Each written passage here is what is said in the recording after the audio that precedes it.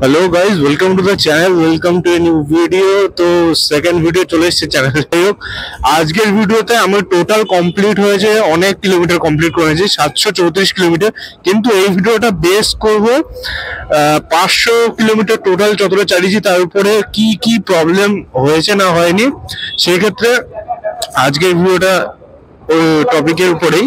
গাড়িটা কেমন এখন রেসপন্স করছে, চার্জিং পাচ্ছে, সবকিছু ডিটেইলে কথা বলবো।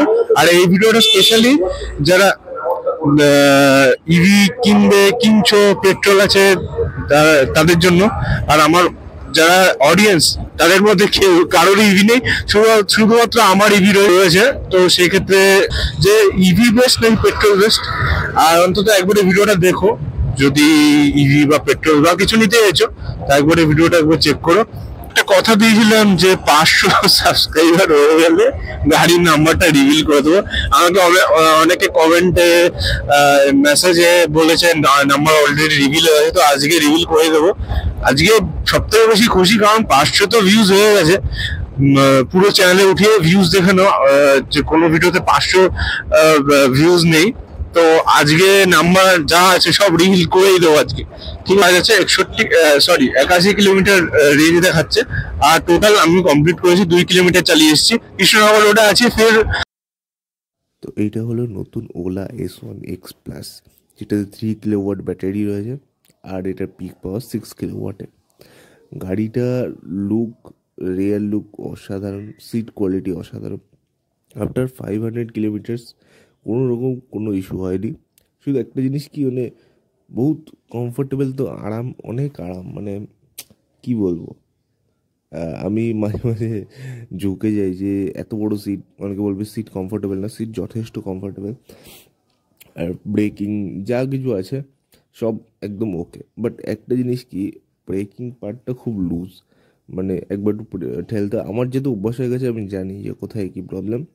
আর এই যে গাড়ির নাম্বার WB28F2300, গাড়ির নাম্বার আমি দেখিয়ে দিয়েছি, ঠিক আছে। আর আমি পুজো দিয়ে দিচ্ছি আগের দিন, তো আমরা কালী মন্দির থেকে। আর বাকি ফ্রন্ট থেকে লুক দেখো, কোনো রকম কোনো প্রবলেম নেই। আর আমি পিন দিয়ে এখন পিন দিয়ে গাড়িটা এখন খুলবো। তো দেখতে থাকো, পিন দিয়ে গাড়িটা খোলার পরে এখন একটু মানে কম দেখাচ্ছে, মানে আলোটা কম, কিন্তু গাড়ি অলরেডি ওপেন হয়ে গেছে। আর নিচের ম্যাটটা, মানে আমি গাড়ি নেওয়ার পরে গাড়ি পরিষ্কার করিনি। আর আমি চার্জিং দিই যখন, একদিন মোটামুটি 4 ঘন্টা 5 ঘন্টা আমার ফুল চার্জ হয়ে যায়। আমি অতটাও 10% থেকে ইউজ করি না। আর বাকি মুভওয়েস 4 এখন চলছে, টাইম ফাইম যা আছে সব ওর উপরে দেখিয়ে দিচ্ছে।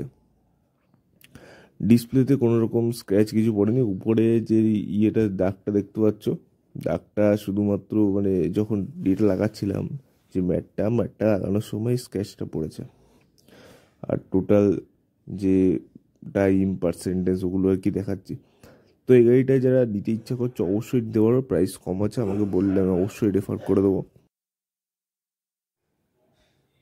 এখন গাড়ির প্রাইস আপনার এখন গাড়ির প্রাইস অন রোড পড়ে যাবে 1,85,000 এক্সশোরুম প্রাইস আছে। তো যারা গাড়িটা নিতে যাও সব ওকে আছে, শুধু আমার এই সাইড স্ট্যান্ডটা একটু প্রবলেম হচ্ছে। এটা আজকে সার্ভিস সেন্টারে গিয়ে ঠিক করে নেবো, আজকে সানডে, তো আজকে সার্ভিস সেন্টারে গিয়ে ঠিক করে নেবো। আর কোনো রকম গাড়িতে সিট কমফর্টে সেরকম প্রবলেম নেই, এই দুটো ক্লিপের প্রবলেম রয়েছে।